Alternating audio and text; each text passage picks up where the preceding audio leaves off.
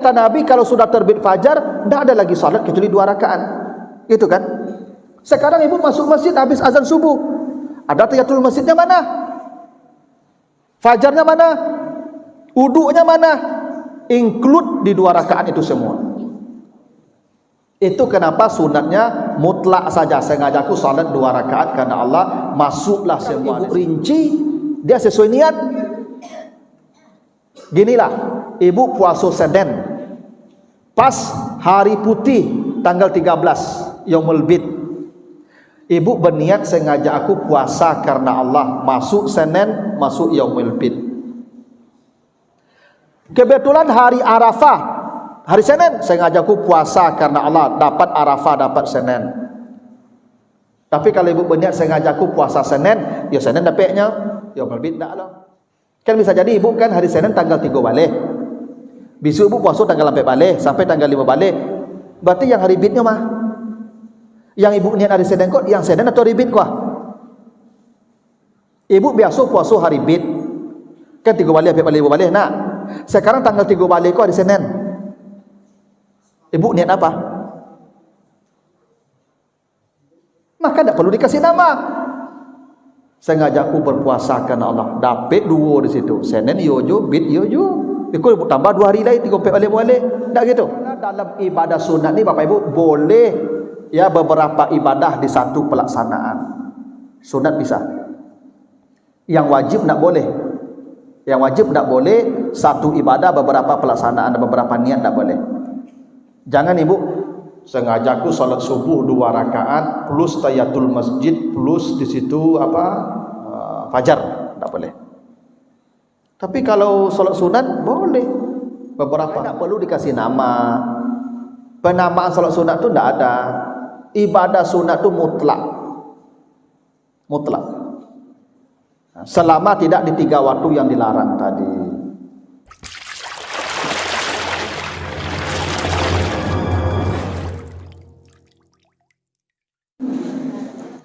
Alhamdulillahirabbil alamin. Assalatu wassalamu ala asrafil anbiya'i wal mursalin wa ala alihi wa ashabihi ajmain.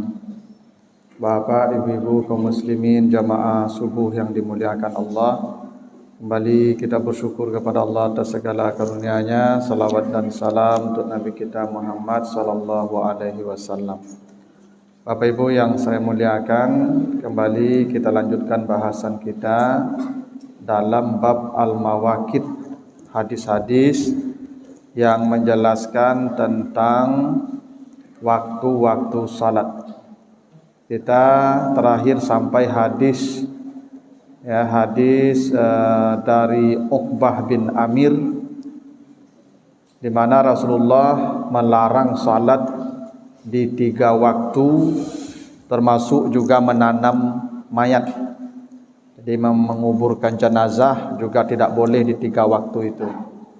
Pertama, ketika terbit matahari. Yang kedua, ketika matahari berada di puncak langit.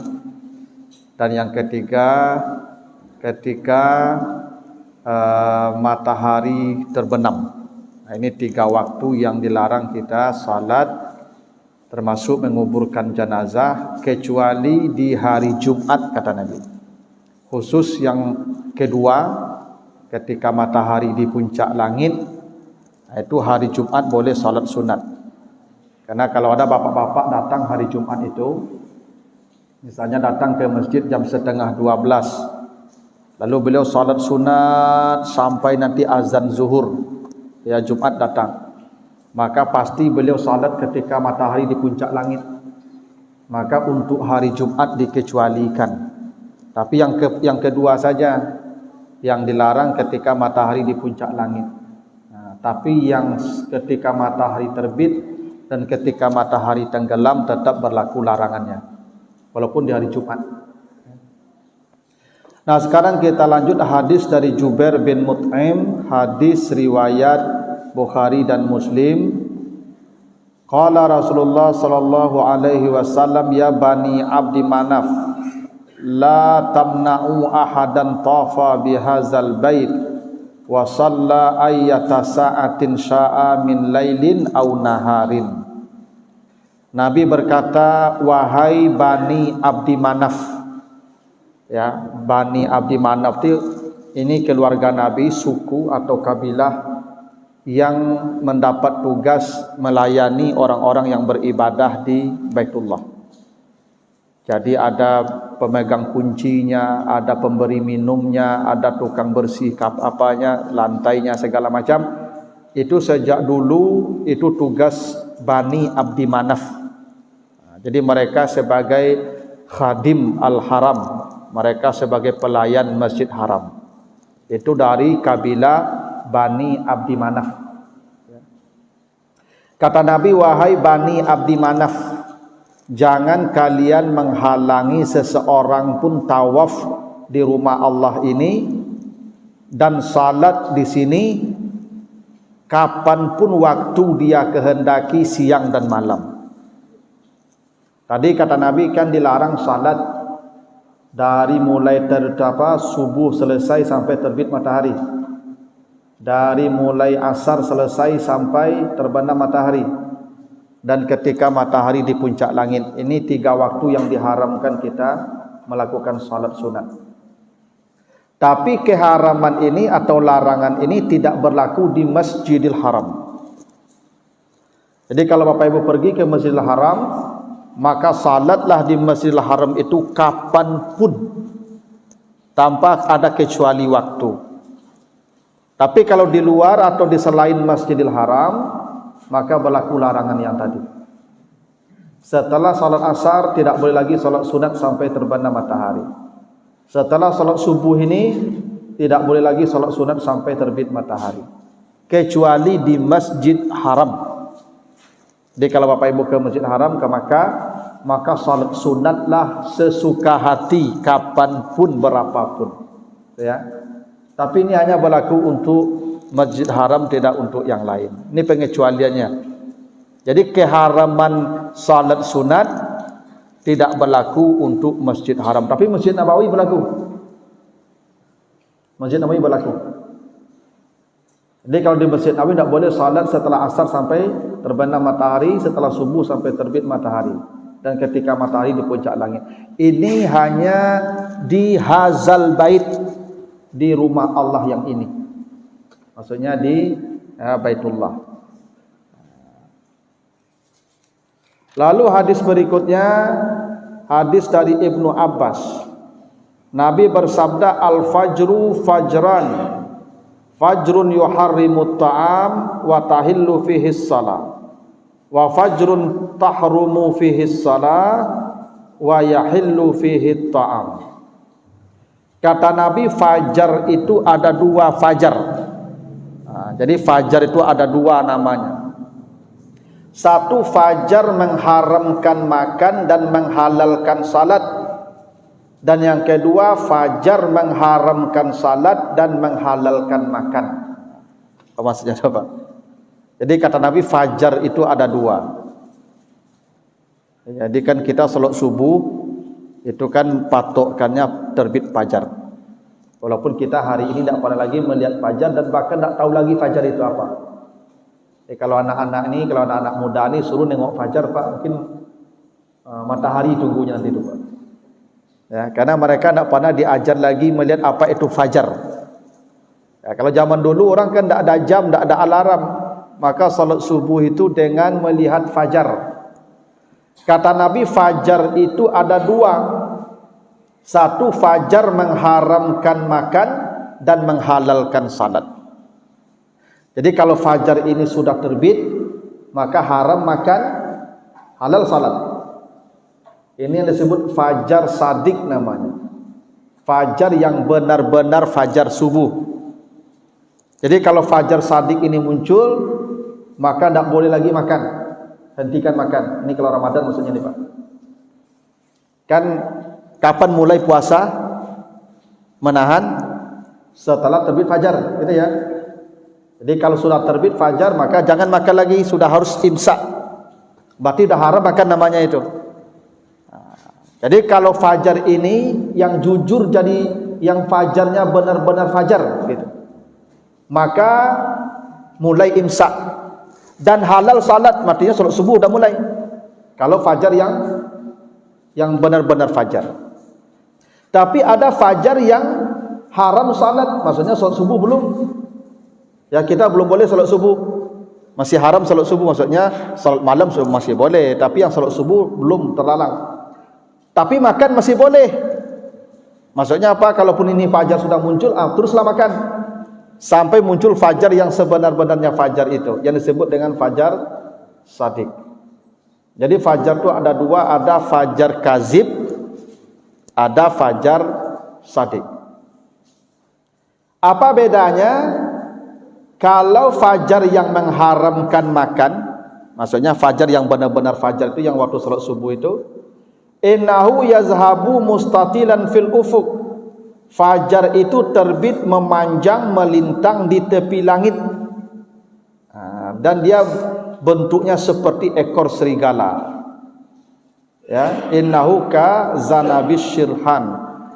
Jadi fajar yang sebut fajar shadiq, yang fajar subuh itu, ibu lihat di sebelah timur tempat terbit matahari itu ada cahaya seperti benang membujur, dan dia bengkok seperti ekor serigala atau seperti ekor sapi. Nah, ini sekarang tak pernah lagi kita lihat tuh, Pak. Jadi kalau Pak lihat di sebelah timur itu tempat terbit matahari itu nampak cahaya membujur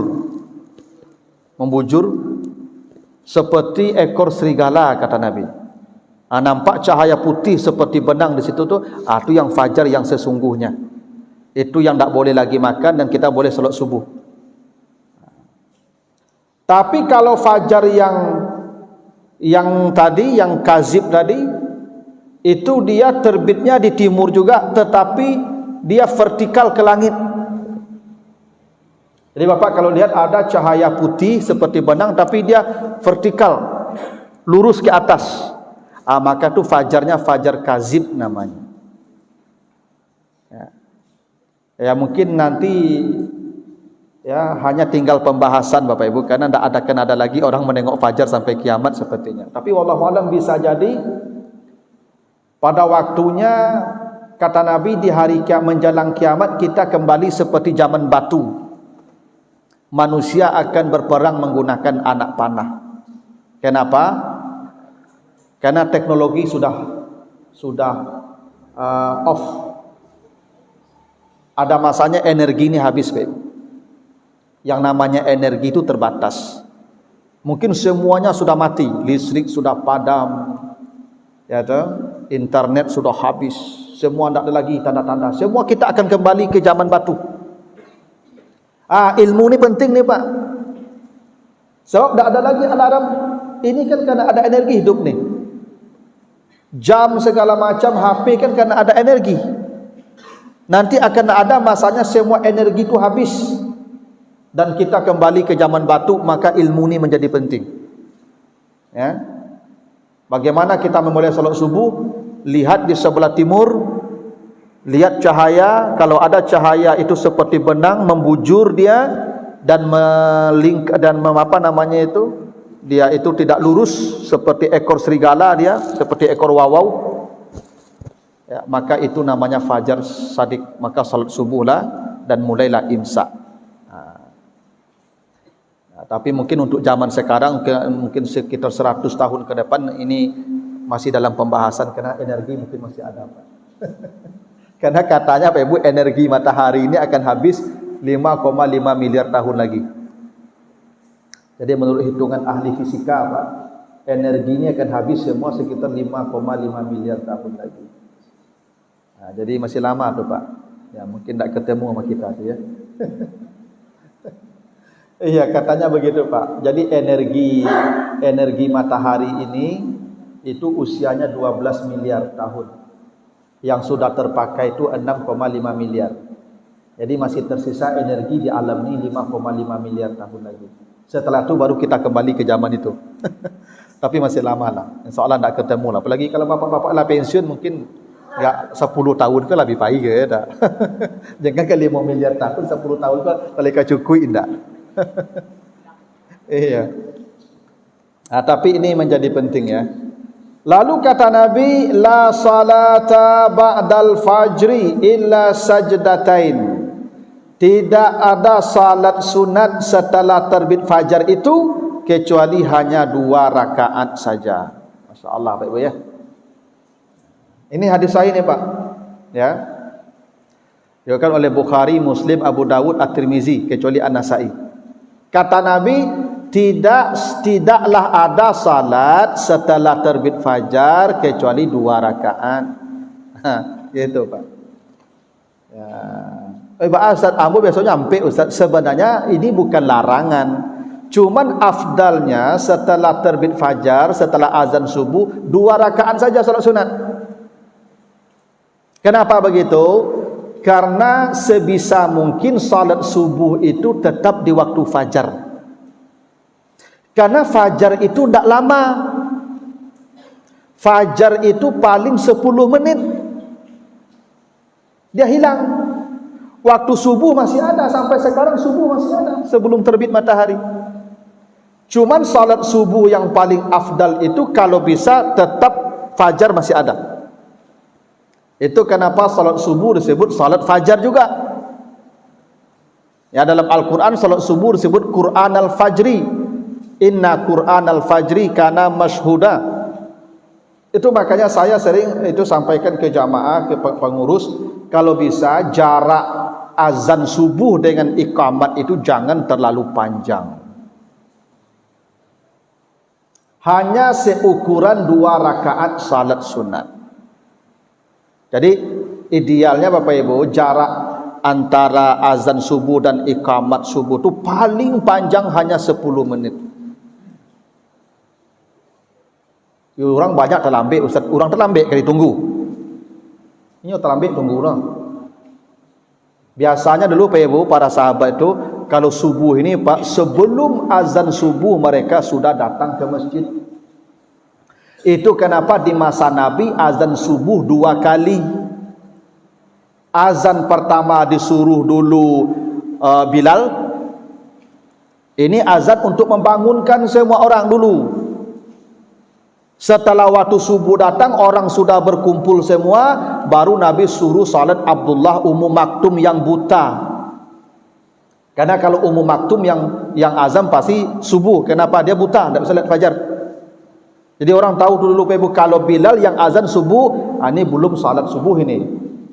Kalau Abdullah Ummu Maktum yang azan subuh, ini subuh ini. Itu alasannya dulu salat subuh itu azannya 2 kali. Supaya orang sebelum azan fajar sadik ini, orang sudah berkumpul di masjid.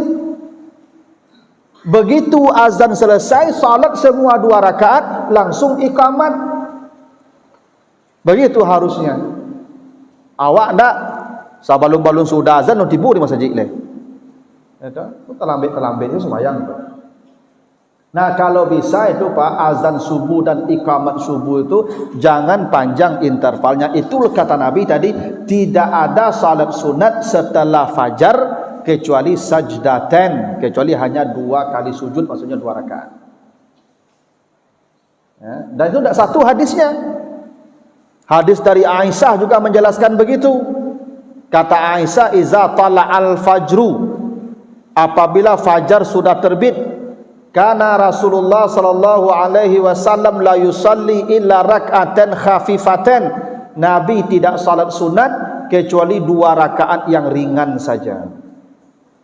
2 rakaat yang ringan itu bahkan itu diketahui ayat yang dibaca Nabi itu Al-Kafirun di rakaat pertama, Al-Ikhlas di rakaat yang kedua. Habis itu iqamah. Ini afdalnya begitu Pak. Cuman kalau di kita tidak tahu Pak. Di tempat kita ini berapa jarak azan dan iqamah subuh Pak? 10. Nah, udah 10 ambil 10. Kalau 15 dikurangi Pak. Ya, karena memang begitu afdalnya salat subuh. Kalau sah-sah saja, tapi afdalnya begitu. Ya. Dan makanya ya ini ditambah dalam riwayat Abdul Razak, la salata ba'da tulu'il fajri illa raka'atal fajri. Ya, tidak ada salat sunat setelah terbit fajar kecuali 2 rakaat yang dikerjakan di waktu fajar. Jadi yang 2 rakaat di waktu fajar itu pun ya yang paling afdal ya di waktu fajar itu Pak, maka nilainya yang paling besar itu yang setara dunia dan isinya itu lebih baik dari itu yang di waktu fajar juga. Jadi salat sunatnya di waktu fajar, salat subuhnya sama-sama di waktu fajar. Itu kenapa 2 rakaat yang ringan. Lalu hadis berikutnya, hadis dari Ummu Salamah. Ya, Ummu Salamah ini istri Nabi, Ibu ya. Dia ini jandanya Abu Salamah. Jadi Abu Salamah ini meninggal dalam perang Badar, tapi tidak dalam perang, matinya di rumah. Karena dia ketika perang Badar itu dapat luka-luka serius dan tidak berhenti darah, dan dibawa pulang 2 hari setelah perang Badar beliau meninggal dunia. Ini cerita Abu Salamah ini Ibu ya, agak menarik nih. Lalu Nabi melayat. Ini melayat dengan sahabat ke rumah Abu Salamah. Lalu Nabi buka wajah Abu Salamah, itu nampak mata Abu Salamah itu terbelalak. Di mata Abu Salamah ini terbelalak. Oleh Nabi ditutup.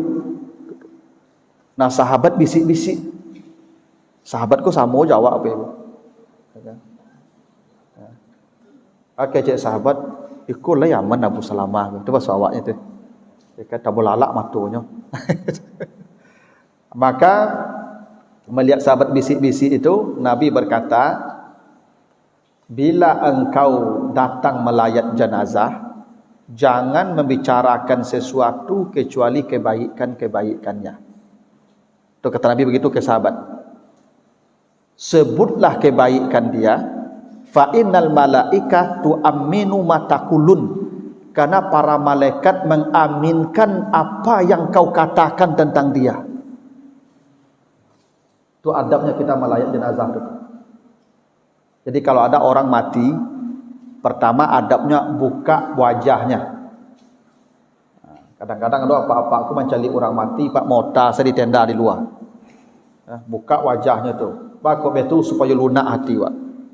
Yang kedua, kok ada yang terbuka, mulutnya terbuka, matanya terbuka, tutup. Adabnya begitu. Nah, yang ketiga, jangan pernah membicarakan buruk-buruk dia. Walaupun dia banyak buruknya, tapi cari yang baik-baiknya. Kenapa? Karena para malaikat mengaminkan apa yang kalian ucapkan. Itu. Nah, makanya kalau ada orang mati, Pak sebut bapak ini, atau sebut ke anaknya, ke istrinya, bapak engkau rajin beribadah, orangnya suka menolong, ramah, mudah senyum. Itu kalau banyak orang bicara kebaikan, itu para malaikat bersaksi dan melapor kepada Allah, dia orang baik. Boleh jadi catatannya diubah, gitu-gitu Pak. Ini adabnya Pak, kalau kita menengok orang mati begitu Pak. Ya, saya waktu sekolah dulu Pak Ibu di Jakarta itu ada sebuah tradisi baik Pak Ibu. Apa tradisi baik? Kalau jenazah ini mau dibawa ke luar rumah, mau disolatkan ke masjid, atau dari masjid dibawa ke pekuburan, itu ada pelepasan, semua orang berdiri ya. Lalu ada dari keluarga atau dari perwakilan ya keluarga. Bapak ibu-ibu persaksikan ya bahwa bapak ini orang baik. Apakah bapak ini orang baik? Khair? Semua orang menyebut khair. Khair, khair. Kalau semua orang mengatakan ini orang baik, maka malaikat mengadu kepada Allah dia orang baik. Dan ini yang jarang kita melakukannya di sini, Pak. Kita jarang mempersaksikan orang itu sebagai orang baik. Ya, padahal itu harusnya begitu tuh, Pak. Ya. Kalau kita mempersaksikan dia orang baik, malaikat langsung menyaporkan ini orang baik. Nah, ini kasus Abu Salamah begitu. Dan kata Nabi kemudian kepada Abu Salamah, setiap orang ketika nyawanya ditarik, maka ketika sampai di ubun-ubun, mata mengikuti tarikan ruh sampai ke ubun-ubun itu. Dan itulah kenapa mata orang putih ketika mati semua. Ini Pak ya. Jadi mau putih mata orang mati Pak, karena ketika ditarik di ubun-ubun ini mata terbalik mengikuti tarikan itu. Jadi orang matanya putih ketika mati itu bukan karena matinya buruk, enggak. Karena memang mata itu terbalik mengikuti tarikannya di sini. Maka kata Nabi, ini bukan keburukan. Ya, semua orang begitu matinya. Maka kemudian Nabi berkata ke Abu Salamah, kepada istrinya Ummu Salamah yang ketika itu ada di sana, apa doanya setelah Nabi berdoa? Apa doa Nabi? Allahumma ighfir li Abi Salamah warfa darajatahu fil mahdiyin. Ini doanya Bapak Ibu ya. Bapak Ibu nanti kalau tengok orang mati, doanya itu Allahumma ighfirli, sebut namanya. Kalau saya Allahumma ighfirli Sufyan warfa darajatahu fil mahdiyin, tolong angkat derajatnya di alam barzah dan alam akhirat. Itu doanya kalau kita melayani orang mati itu Pak. Ya, Allahumma ighfirli, sebut namanya. Kalau enggak Allahumma ighfir lahu, dan warfa darajatahu fil mahdiyin, itu doanya. Nah, setelah Nabi baca doa itu, Nabi berkata ke istrinya Ummu Salamah tadi ini, Ummu Salamah ini, semoga Allah menggantinya dengan yang lebih baik. Itu doa Nabi ya. Semoga Allah menggantinya dengan lebih baik.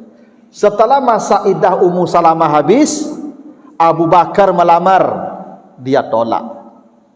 Umar bin Khattab melamar, dia tolak. Utsman melamar, dia tolak. Semua lamaran sahabat ditolak oleh Ummu Salamah. Kenapa? Ummu Salamah terngiang-ngiang ucapan Nabi, semoga Allah menggantinya dengan yang lebih baik. Dan betul Nabi melamarnya kemudian. Jadi seorang janda kok boleh Pak dengan bahasa sampiran ketika idahnya belum habis. Boleh. Itu Nabi pernah ke Ummu Salamah. Misalnya tu jando kok rancak Bu. Rancak, ayo. Awak dah lama menunggunya jadi jando. Enggak? Ya kan bisa jadi Pak gitu.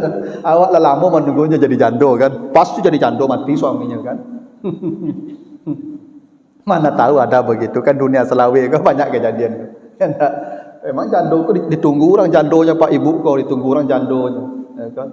Awak leo lah lama lo kan menduda kan. Pas lo mati suaminya Pak. Ini ketujuan ada awak Pak. Nyoba nunggu sampai bulan 10 hari tu Pak, lama tu. Ya nak. Pekunya sembah di kawan kau Pak. Ya tu awak dah lama menunggu Pak. Maka yang menunggu janda ibu tadi, kok masobok ibu tu ketikanya masih iddah kau Pak, boleh berbahasa dengan bahasa sindiran. Ambo kok masak cubadak kau bisua ambo yang pertama kau menjuluknya kau. Itu boleh tu. Itu bahasa sampiran tu boleh tu Pak. Nabi pernah melakukannya ke Ummu Salamah. Jadi kok masaklah cubadak ke bisua ambon yang pertama menjuluknya mah. Kece ibu yang jando tadi, ayolah. Ya. Tapi tak boleh vulgar.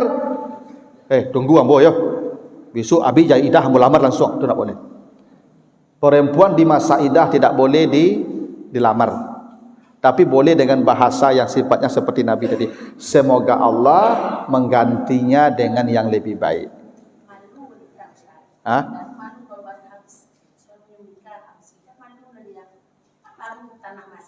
Ayat itu perasaan. Kalau perasaan tak jadi hukum, hukumnya sudah boleh. Aduh ibu-ibu kok dicapek loh Bu. Iya, aduh ibu-ibu kok memang ingin capek loh. Ya. Iya, aduh jarang bukan berarti tidak aduh. Ada ibu-ibu kok malah, memang ada ibu-ibu kok kalau tidak pulang suaminya rusuh, ya nak. Ratu-ratu ibu situ tu terlambat suami pulang rusuh, tidak pulang suaminya rusuh. Ada ibu-ibu kok tidak pulang suami sujud syukurnya, ya nak. Tak pulang suaminya lah sujud syukurnya. Bu dia nak pulang lu ada pedas luar sujud ibu ke langsung. Karena pulang menyerengi panjang sih di rumah kan. Encak nak pulang lah aja. Ya ada lo suami ko yang ketika istri ko ketika suaminya mati malah tak sabarnya malah ibu. Itu makanya ada ibu kalau baca di Al-Baqarah mulai ayat 221, haram perempuan menyembunyikan apa yang ada di rahimnya supaya dia cepat menikah dengan laki-laki lain. Ya, kadang-kadang kan begini, wanita kalau hamil kan panjang idahnya sampai melahirkan. Dia hamil, ya toh, dia sembunyikan supaya menikah. haram hukumnya. Artinya apa ketika Allah menyebut hukum begitu? Ada perempuan-perempuan yang memang sudah ingin cepat, bahkan dia hamil pun dia sembunyikan kehamilan dia, dibilang dia tidak hamil padahal dia hamil. Jadi begitu tu ibu, tidak apa-apa, yang penting hukumnya boleh. Tapi semasa iddah tu tidak boleh dengan bahasa vulgar begitu. Nabi pernah menyampaikan sesuatu secara halus kepada Ummu Salamah, semoga Allah menggantinya dengan yang lebih baik. Tu hadis dari Ummu Salamah ni termasuk yang paling banyak meriwayatkan hadis setelah Aisyah. Karena Ummu Salamah ni cerdas, wanita yang bijak dan cerdas. Itu kenapa ketika perjanjian Hudaibiyah itu Ummu Salamah itulah yang menenangkan keadaan. Karena ketika perjanjian Hudaibiyah sahabat merasa dikalahkan dengan butir-butir perjanjian itu. Ya, Nabi sepakat, tapi sahabat sebenarnya jengkel sekali. Sehingga ketika Nabi bertahallul, Nabi menyembelih hewan hadiu, hewan dam, karena mereka sudah apa? Sudah ihram dari mikat Zulhulaifah. Mereka sudah pakai ihram, sudah niat ihram. Tapi di Hudaibiyah menjelang masuk kota Makkah terhalang, tak jadi masuk. Maka sembelih hewan pengganti itu, dan mereka sudah dianggap umrah. Sahabat tak mau. Ketika Nabi menyembelih hewan, sudah ada sahabat yang mau menyembelih hewan. Diam aja sahabat. Maka Nabi berkata, mereka adalah membangkang saya. Mengadu ke Ummu Salamah. Ummu Salamah itu, ya ketika itu yang ikut bersama Nabi. Ketika disuruh menyembelih hewan, tak ada yang mau. Kata Ummu Salamah, ya itu kenapa engkau payah-payah? Engkau keluar, panggil tukang cukur, ambil hewanmu, sembelih. Disembelih Nabi, diambil tukang cukur, melihat Nabi begitu, semua pun ikut. Itu Ummu Salamah yang menenangkan Nabi dan para sahabat ketika perjanjian Hudaibiyah. Jadi memang ini Ummu Salamah ini bijak, karena anaknya banyak dan hidupnya menderita. Karena perempuan yang hidup menderita itu, apalagi anaknya banyak, itu biasanya bijak. Karena persoalan hidupnya banyak. Ini perempuan yang tak bijak kok, kalau sanang saya dari ketik. Itu tak bijak lah tu. Jadi mencari orang rumah aku, jangan perempuan yang sanang dicari. Perempuan yang susah cari. Apa-apa tak boleh, apa-apa lah lewat tu, nak laku le kau. Kau ane muda-muda kau, kalau kau mencari orang rumah besok, carilah perempuan yang hidupnya susah dari kecil sehingga dia bijaksana menghadapi persoalan-persoalan hidup. Yang cengeng susah. Kalau dari ketiknya tawado, saya meminta dapik taruh saya, kau tak dapik kandaknya kawaknya wak. Bayu. Ya tu. Itu pentingnya tu, seperti Ummu Salamah cari istri itu. Ya, orang yang sudah susah dari kecil dan bijak dia ketika sudah berumah tangga. Nah, ini hadis Ummu Salamah di terakhir ya. Ini cerita Ummu Salamah sedikit. Nah, jadi Ummu Salamah bercerita itu salat Rasulullah sallallahu alaihi wasallam al-asr. Nabi itu salat asar. Itu di masjid ya. Summa dakhala baiti. Kemudian beliau masuk ke rumah saya. Maksudnya datang ke rumah Ummu Salamah setelah salat asar. Fa shalla rak'atan, maka beliau salat 2 rakaat. Ini setelah asar nih Pak. Kan tadi kan dilarang salat. Nabi kan melarang salat setelah salat asar. Tapi setelah salat asar Nabi salat di rumah Ummu Salamah 2 rakaat. Lalu aku berkata, kenapa engkau salat setelah salat asar ya Rasulullah? Kata Nabi, sughiltu an rak'atan ba'da zuhri. Tadi saya tidak sempat salat 2 rakaat setelah zuhur. Ya. Jadi kata Nabi, tadi setelah zuhur saya tidak sempat salat 2 rakaat karena saya sibuk sekali melayani orang-orang. Maka sekarang salat fasalaituhu mal'an. Sekarang saya salat yang 2 rakaat setelah zuhur tadi, setelah asar dikerjakan Nabi. Maka aku berkata, afanaqdihima, kalau begitu bolehkah kita mengqada salat rawatib itu, maksudnya mengqada salat sunat yang setelah zuhur itu di waktu asar? Kata Nabi, la, untuk kalian tidak boleh. Ini hadis sahih Ibu ya, riwayat Ahmad. Jadi ceritanya Nabi salat asar di masjid. Habis itu Nabi pulang ke rumah Ummu Salamah. Sampai di rumah Ummu Salamah Nabi salat 2 rakaat. Ummu Salamah lihat, loh, ini kok Nabi salat sunat setelah salat asar? Gimana ceritanya? Padahal Nabi dalam melarang, beliau sendiri melakukannya. Ditanya Ummu Salamah, ini salat apa engkau ya Rasulullah? Tadi saya tidak sempat salat sunat 2 rakaat setelah zuhur. Kan kata Ibnu Umar, Nabi tidak pernah meninggalkan 10 rakaat. Ya. Kata Ibnu Umar, hafiztu minan Nabi sallallahu alaihi wasallam 10 rakaat. Nabi seumur hidup beliau tidak pernah meninggalkan 10 rakaat. Apa yang 10 itu? 2 sebelum zuhur, 2 setelah zuhur, 2 setelah maghrib, 2 setelah isya, 2 sebelum salat subuh. Ini kata Ibnu Umar, Nabi tidak pernah meninggalkan yang 10 ini seumur hidup. Seakan-akan bagi Nabi itu wajib yang 10 rakaat ini. Itu kenapa Nabi ketika tidak sempat melakukannya tadi, Nabi ganti. Dan penggantiannya itu bukan di waktu zuhur malah, setelah asar. Kenapa? Karena kata Ibnu Umar, Nabi tidak pernah meninggalkan yang 10 ini. Seakan-akan hukumnya bagi Nabi yang 10 rakaat rawatib itu wajib. Hingga Nabi kalau luput mengqadanya. Walaupun mengqadanya tidak lagi di waktu zuhur tapi di waktu asar. Ini Bapak Ibu ya, ini menunjukkan betapa pentingnya Bapak Ibu menjaga yang 10 rakaat itu. Jangan pernah Bapak Ibu meninggalkan yang 10 rakaat itu. 2 sebelum zuhur, 2 setelah zuhur, 2 setelah maghrib, 2 setelah isya, 2 sebelum salat subuh. Yang 10 ini kalau bisa jangan pernah meninggalkannya, kecuali sakit atau musafir. Kenapa? Saking seriusnya yang ini, sampai-sampai Nabi mengqadanya di waktu yang dilarang. Tapi Nabi ditanya, boleh juga kah kami mengqadanya? Kata Nabi, kalian tidak boleh. Ini hanya khususiat saya saja. Jadi memang ada ketentuan-ketentuan hukum ini Bapak Ibu yang hanya berlaku untuk Nabi, tidak berlaku untuk kita. Salah satunya ketentuan Nabi itu boleh salat di waktu yang dilarang. Karena Nabi luput. Jadi kalau Bapak Ibu misalnya yang setelah zuhur datang ke rajon, itu tidak usah diganti lah. Jangan contoh Nabi. Tapi yang sebelum subuh ini boleh diganti.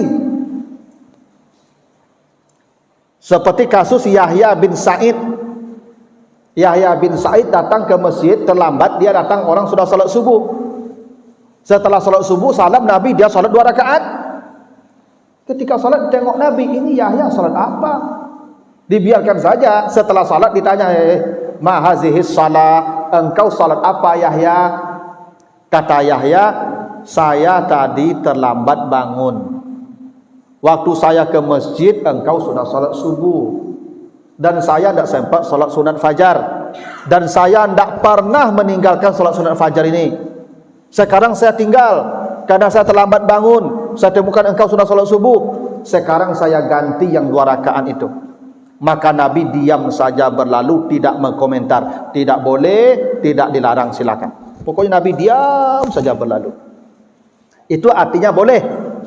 Kalau ada bapak ibu tidak pernah meninggalkan salat sunat yang fajar, sekarang terlambat bangun, jago lambe, lalu pergi ke masjid tak gagi-gagi orang salat subuh, apa tu boleh mengganti salat sunat fajarnya? Setelah subuh boleh diganti, ya boleh. Tapi saran saya kalau mengqadanya seperti Nabi lebih baik di rumah. Kok di siku apa sembahyang mereka nampak orang jadi fitnah lo. Lu ajaran kau hang. Ya toh, di malu mengaji apa kan? Sudah subuh sembahyang sunat. Maka menghindari perdebatan, kegaduhan, maka sebaiknya Bapak Ibu salat sunatnya di rumah sajalah. Jangan di sini. Kalau mengqada, tapi hanya untuk yang fajar. Kalau yang tadi khusus untuk Nabi. Ya. Jadi ini menjadi penting solat sunat rawatib yang 10 rakaat ni Ibu ya. Bapak Ibu tolong jaga baik-baik yang 10 ini. Ya, 2 sebelum zuhur, 2 setelah zuhur, 2 setelah maghrib, 2 setelah subuh, 2 setelah isya, 2 sebelum solat subuh. Andai yang 10 ini saja dijaga, ini berdasarkan hadis Umar dari hadis Rabi'ah, ya, kata Nabi, orang yang menjaga solat sunat itu akan bertetangga dengan Nabi nanti di surga. Umar bin Salamah, ya Rasulullah, saya ingin bertetangga denganmu di surga. Kata Nabi, kalau kau ingin bertetangga dengan saya, fa'inni ala nafsika bi kasratis sujud, maka jagalah salat sunat itu. Hanya salat sunat yang bisa menjadikan kita tetangga Nabi, gitu kata Nabi. Nah, itu ya hadis-hadis tentang waktu salat sudah selesai. Kalau ada pertanyaan Bapak Ibu, saya persilahkan. Baik Pak, yang dilarang salat itu hina tatlu as-syams, ketika matahari terbit. Dari setelah salat subuh sampai terbit matahari dilarang, termasuk ketika terbit itu. Itu kenapa para ulama salat duha atau suruk baru dibolehkan setelah matahari terbit seukuran sepenggalahan. Kalau dicari-cari Pak, dari tampik-tampik itu lasa tinggi galah. Ada orang berburu dulu pakai galah Pak. Lasa tinggi galah tu salat subuh, salat suruk atau salat duha. Sebenarnya duha dan suruk itu sama saja Pak. Duha itu dimulai dari terbitnya matahari itu. Cuman untuk kehati-hatian dilewatkan sedikit. Karena kata Nabi, hina tatlu'us syamsu, ketika matahari terbit tak boleh, ketika matahari terbenam tak boleh, ketika matahari di puncak langit tak boleh. Nah, agar ini menjadi aman, lewatkan sekitar 5 menit atau 10 menit dari terbit tadi. Jadi kalau alarm berbunyi itu pas terbit baru. Afdalnya lewatkan sedikit, jangan pas terbit itu salat sunat. Kecuali suruk ini memang settingannya alarmnya 10 menit setelah terbit. Saya tak tahu nih Pak, alarm suruk ini berbunyi tanda surukkah atau tanda salat suruk? Beda tuh Pak. Kalau ini tanda suruk berarti pas terbit itu, belum boleh. Kalau ini tanda salat suruk berarti sudah lewat tuh. Dari terbit beberapa menit. Boleh. Makanya enggak tahu Pak, ini alarm kita kan ada suruk tuh. Suruk ini maksudnya terbit matahari kah atau salat suruk? Nah, ini yang belum kita jelaskan ini oleh yang buat alarm. Dan dugaan saya Pak, alarm itu tanda terbit. Nah, kalau ini tanda terbit matahari, lewatkanlah beberapa menit. Karena pas terbit itu tidak boleh salat. Kan dilarang tadi. Dilarang salat di 3 waktu, menguburkan jenazah di 3 waktu, ketika terbit, ketika terbenam, dan ketika di puncak langit. Nah, tidak ada namanya salat 2 rakaat karena Allah. Tapi dikerjakan di waktu itu. Niatnya kan salat 2 rakaat selesai. Salat sunat ini Bapak Ibu tidak perlu dikasih nama, dan Nabi tidak pernah memberi nama. Salat fajar, saya belum menemukan Nabi kasih nama salat fajar. Yang ada rakaatal fajri, 2 rakaat dikerjakan di waktu fajar. Karena dikerjakannya di waktu fajar, para ulama memberi nama salat fajar. Ya, niatnya salat, sengaja aku salat 2 rakaat. Itulah niatnya. Ibadah sunat tidak ada tuntutan memberi nama. Nabi pulang ke rumah Aisyah. Nabi bertanya ke Aisyah, Aisyah, ada tidak sesuatu yang bisa dimakan? Perut saya terasa lapar. Kata Aisyah, saya tidak masak ya Rasulullah. Apa jawaban Nabi? Inni shaimun, sengaja aku berpuasa. Ada namanya? Tak ada namanya. Nabi hanya mengatakan inni shaimun, sengaja aku berpuasa. Itu menunjukkan ibadah sunat tidak perlu bernama, mutlak sifatnya. Salat malam juga tidak ada namanya tahajud. Yang ada salatul lail, masna masna, salat malam, karena dikerjakan di malam hari. Salat sunat rawatib tidak ada namanya. Nabi hanya diceritakan salatnya 10 rakaat, atau kata Nabi siapa yang salat 12 rakaat disebutkan ini. Siapa yang menjaga 4 rakaat sebelum zuhur, 4 rakaat setelah zuhur, begini. Tidak ada nama. Rawatib itu ulama kasih nama supaya bisa membedakan dengan yang lain. Rawatib itu artinya yang mengikut, yang menempel. Sesuatu yang menempel itu namanya ratib. Karena dia menempel di salat wajib disebut rawatib. Jadi tidak perlu kasih nama juga. Mau kasih nama, ambo biasa bagi nama Ustaz Atarilah. Tidak malu bagi nama, tidak malu Pak. Bukan dilarang memberi nama, cuma tidak mesti beri nama. Gini tadi, apa kata Nabi tadi? Setelah fajar tidak ada salat kecuali 2 rakaat, gitu kan? Ibu masuk masjid tadi habis azan subuh, ada tahiyatul masjid, ada salat sunat rawatib atau fajar atau qabliyah subuh, ada wudu, ibu sudah wudu lepas. Kata Nabi hanya 2 rakaat tadi. Gimana caranya tuh? Ibu niat saja, sengaja aku salat 2 rakaat karena Allah, masuk tahiyatul masjid, masuk salat sunat fajar, masuk salat sunat wudu. Jadi ibu rinci itu, sengaja aku salat tahiyatul masjid plus fajar plus wudu. Tidak perlu. Kan tadi kata Nabi kalau sudah terbit fajar tidak ada lagi salat kecuali 2 rakaat. Gitu kan? Sekarang ibu masuk masjid habis azan subuh, ada tahiyatul masjidnya mana? Fajarnya mana? Wudunya mana? Include di 2 rakaat itu semua. Itu kenapa sunatnya mutlak saja, sengaja aku salat 2 rakaat karena Allah, masuklah semua di situ. Cuman kalau ibu rinci, dia sesuai niat. Ginilah, ibu puasa Senin pas hari putih tanggal 13 Yaumul Bid. Ibu berniat sengaja aku puasa karena Allah, masuk Senin, masuk Yaumul Bid. Kebetulan hari Arafah, hari Senin, sengaja aku puasa karena Allah, dapat Arafah, dapat Senin. Tapi kalau ibu berniat sengaja aku puasa Senin, ya Senin dapatnya, Yaumul Bid tak lah. Kan bisa jadi ibu kan hari Senin tanggal 3 balik, besok ibu puasa tanggal 4 balik sampai tanggal 5 balik. Berarti yang hari bidnya mah, yang ibu niat hari Senin kok, yang Senin atau hari bid kok? Ibu biasa puasa hari bid kan 3 balik 4 balik 5 balik. Nah sekarang tanggal 3 balik kok hari Senin, ibu niat apa? Maka tidak perlu dikasih nama. Sengaja aku berpuasa karena Allah, dapat 2 di situ. Senin yojo, bid yojo. Ikut tambah 2 hari lagi 3 balik. Tak gitu. Tapi kalau ibu niat sengaja aku puasa Senin, berarti bid ada dapat itu. Sengaja aku puasa hari bid, berarti Senin ada dapat itu. Ya enggak? Karena dalam ibadah sunat ni Bapak Ibu boleh ya beberapa ibadah di satu pelaksanaan.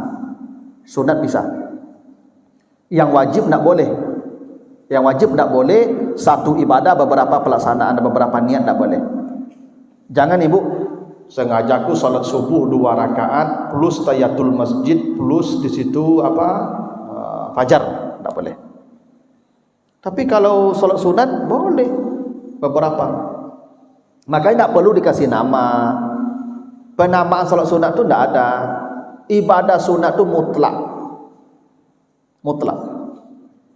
Selama tidak di 3 waktu yang dilarang tadi. Sebentar Pak, ibu tadi nih, ibu ini ibu. Silakan ibu tadi. Yaitu waktu terbenam itu biasa kan kita lihat alam. Kan nampak terbenam matahari itu. Terbenam matahari itu tidak nampak lagi matahari, tapi cahaya kuning nampak. Terbenam tuh.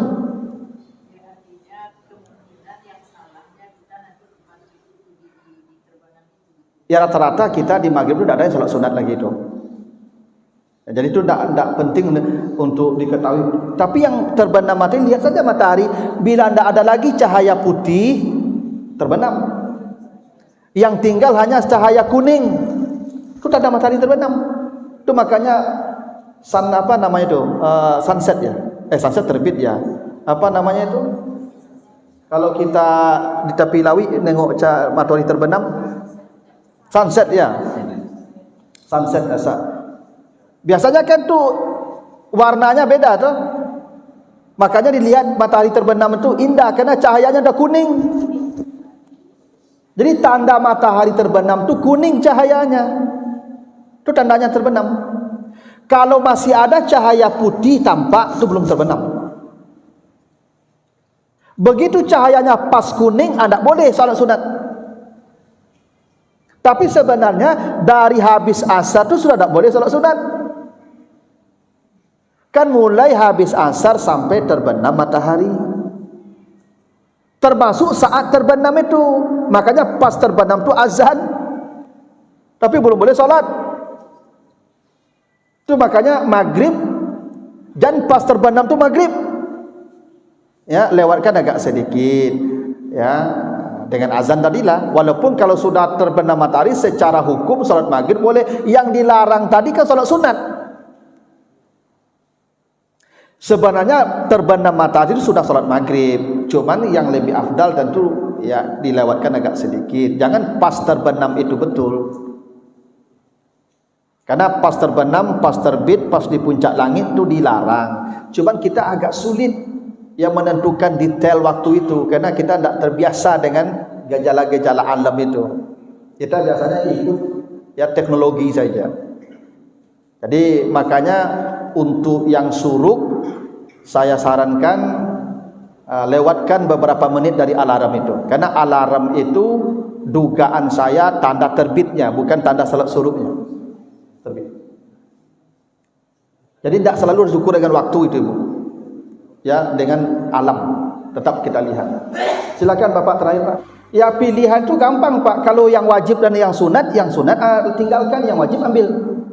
Misalnya Pak telah ambil tempo khutbah sedang berlangsung Jumaid. Kalau Bapak tanya boleh tidak orang salat sunat ketika khatib sedang berkhutbah? Boleh. Ada hadis Bukhari. Nabi menyuruh sahabat malah salat sunat yang terlambat. Nabi sedang berkhutbah, duduk dia mendengar khutbah. Nabi tanya, "Salaita?" "Lamma ya Rasulullah." "Kum." Berdiri kata Nabi salat. Itu dibolehkan. Cuman kalau katanya lebih baik mana kalau kita terlambat khatib sedang berkhutbah, salat sunat tahiyatul masjid atau mendengar khutbah? Mendengar khutbah lebih baik. Kenapa? Hukumnya wajib. Mendengar ceramah wajib. Belajar wajib, Pak. Dengar ceramah. Iyalah, karena mendengar ceramah itu setara dengan 1000 rakaat salat sunat. Keduanya. Cak ambil 1000 daripada dua tu.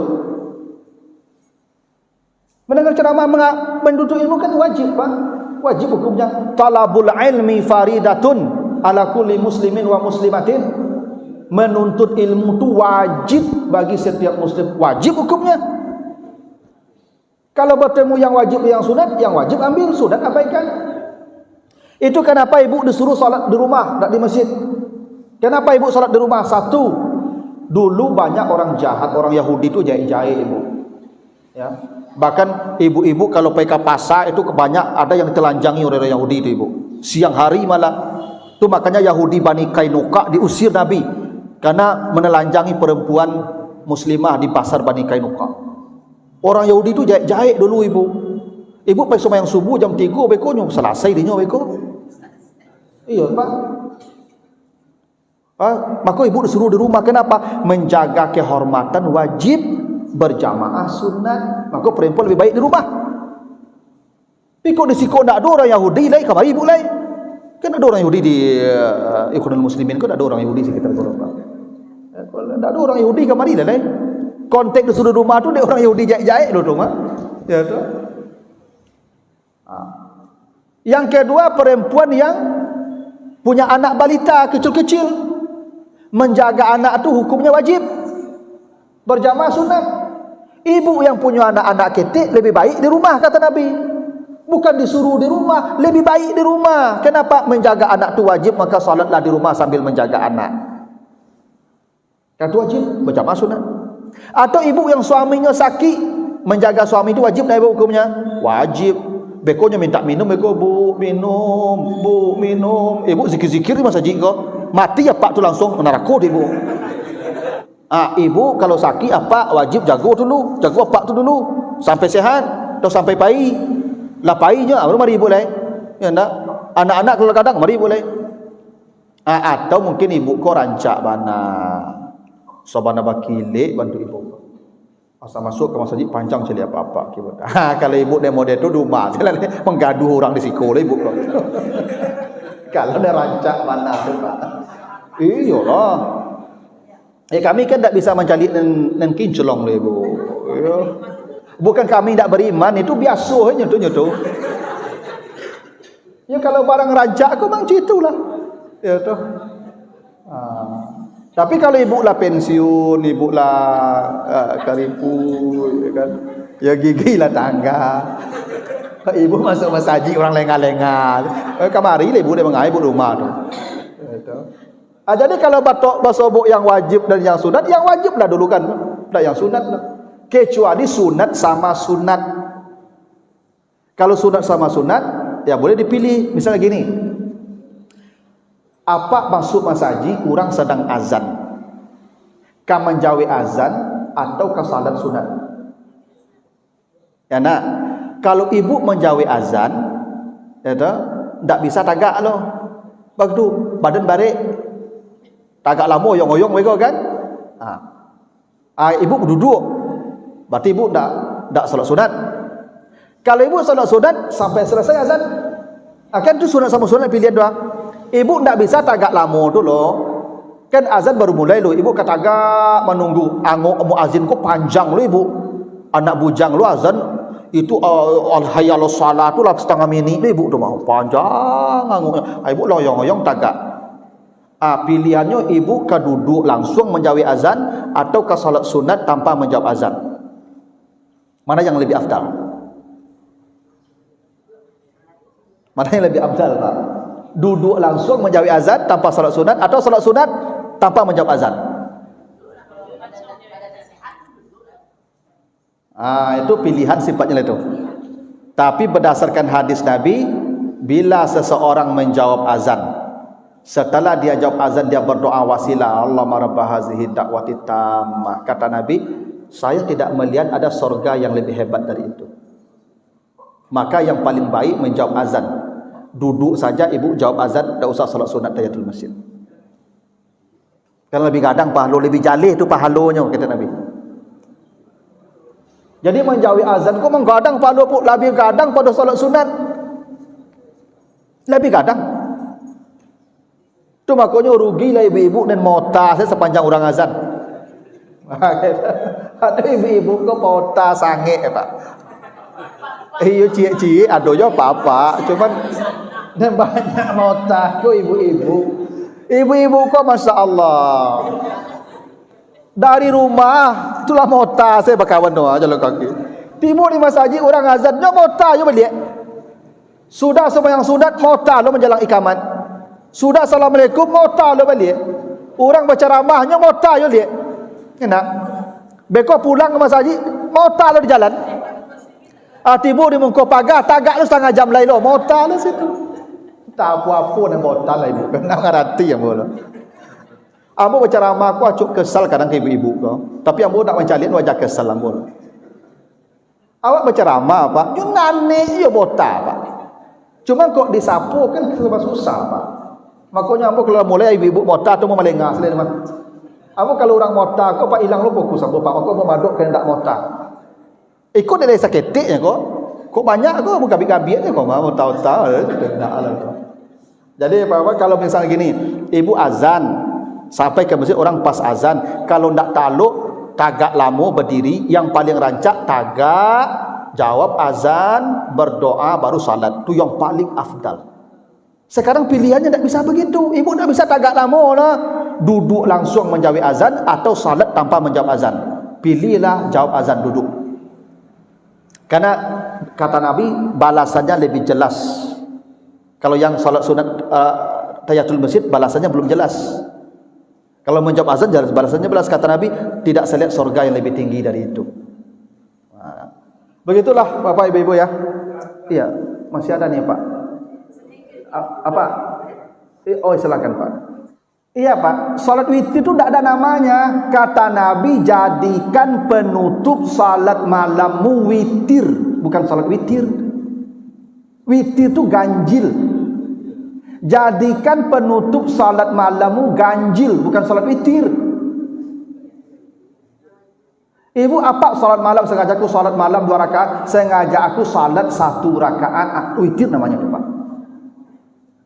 Bukan salat witir, kata Nabi, jadikan penutup salat malammu ganjil. Cuman kita biasa menamakannya salat witir karena ganjil itu. Namanya tidak ada salat witir. Namanya witir itu ganjil. Maka jadikan salat malammu 2 terakhir 1 atau 3. Semuanya salat malam itu Pak. Tidak perlu dikasih nama. Tapi kok apa biasa senama sengaja aku salat witir boleh. Kalau boleh boleh, tapi tidak ada keharusan memberi nama untuk salat sunat. Tidak ada. Sunat itu semuanya mutlak. Mutlak. Cuman kita kerjakan di waktu-waktu itu, maka sesuai waktu dikasih nama. Yang di waktu duha salat duha, yang di waktu fajar salat fajar, di waktu suruh salat suruh. Itu waktu-waktu saja. Yang setelah salat dan sebelum salat wajib namanya rawatib itu soal waktu dan timingnya saja itu. Tidak ada namanya dari Nabi itu. Semuanya mutlak salat sunat. Maka kata Nabi apa? Kalau kau ingin bertetangga dengan saya, fa'inni ala nafsika bi kasratis sujud, bantu saya dengan memperbanyak salat sunat. Tidak ada namanya. Bantu saya dengan memperbanyak salat sunat. Tak ada namanya. Itu makanya bapak-bapak kalau hari Jumat datang jam sabali di Masjid Haji itu, salat sunat dah sampai azan zuhur nanti. Apa nama Ustaz? Tak nama lah. Iya, duha tu ibu biasa sengaja aku salat duha, betul ibu taruh lah. Boleh. Cuma tak ada kemestian menyebutkan duhanya itu. Ibu salat di waktu duha tu dah duha itu. Beda dengan salat wajib ibu. Salat wajib ta'yin namanya. Sengaja aku salat subuh, sengaja aku salat zuhur, karena supaya berbeda yang lain. Puasa juga begitu, Ramadan kah, nazar kah, kafarat kah, qada kah, itu wajib disebutkan. Wajib diniatkan itu supaya berbeda. Manfaat masih ada ibu? Yang wajib tetap lebih besar pahala dari yang sunat. Yang wajib tetap pahalanya lebih besar dari yang sunat. Itu kenapa kata Nabi, iza aqamatis salah, kalau sudah iqamat, fala salata ilal maktubah, semua salat sunat hentikan. Salat sunat fajar lebih baik dari dunia dan isinya kan? Sekarang iqamat tinggalkan tuh. Yang lebih baik dari dunia dan isinya tinggalkan. Kenapa? Subuh lebih hebat. Memang begitu. Jangan ibu kejar yang sunat dulu, yang wajib diabaikan, tak boleh. Makanya perempuan haram puasa sunat kalau suaminya di rumah. Kalau ada jemaatnya mendengar mesti dia tahu. Oh. Ada yang menjaga suruh, Ustaz masih ceramah dia suruh. Ya tuh.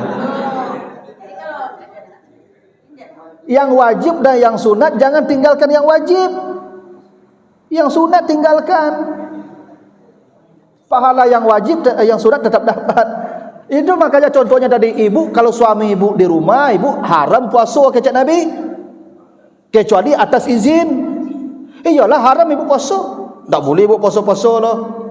Kalau apa di rumah mengecek, Pak, dia puasa besok ah. Aku jangan puasa leh. Langsung jale tu pertanyaan aja lah. Tak boleh nama tu. Lah jale pertanyaan tu ya keceknya. Inyo kadang-kadang indak tu tak selalu indak dia ibu. Tu indak nama tu. Tak boleh kerana melayani bapak tu hukumnya wajib. Puasa ku sunat, itu berdosa ibu puasa sunat tu begitu. Besok ibu-ibu ni masuk surga dengan suami. Suami masuk surga dengan isteri lah. Kami pemimpin. Makanya nanti ibu-ibu masuk surga dipanggil dengan nama suami ibu. Berarti besoknya cari imam lain di situ.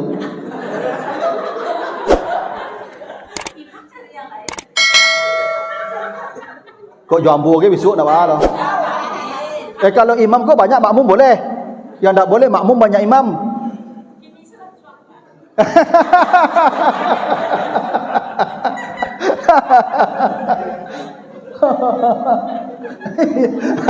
Ibu, ada ibu kau yang cadik pak.